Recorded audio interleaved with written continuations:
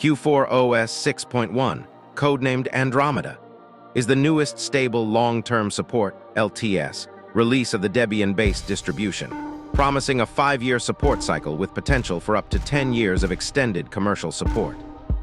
This version is built upon the testing branch of Debian 13, Trixie, moving the entire distribution to a significantly newer, more modern foundation compared to its predecessor, Q4OS 5, Aquarius, which was based on Debian 12, Bookworm. The distribution continues to offer a unique dual desktop experience, featuring the latest modern and feature-rich KDE Plasma 636 and an updated version of the lightweight classic desktop environment, the Trinity Desktop Environment, TDE 14.15. This combination ensures Q4OS remains a versatile choice, catering to users seeking a cutting-edge interface as well as those who prefer a more traditional, resource-efficient desktop style.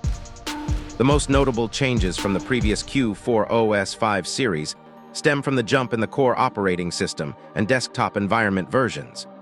Moving from Debian 12 to Debian 13 brings a wealth of updated packages and libraries, coupled with a change from the older Plasma 5 to the brand new Plasma 6, which introduces significant architectural and visual overhauls.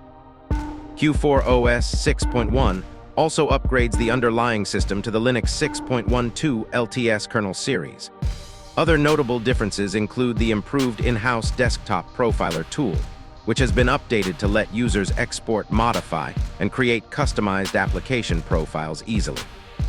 However, a key change to be aware of is the dropping of support for the 32-bit i386 architecture in this release.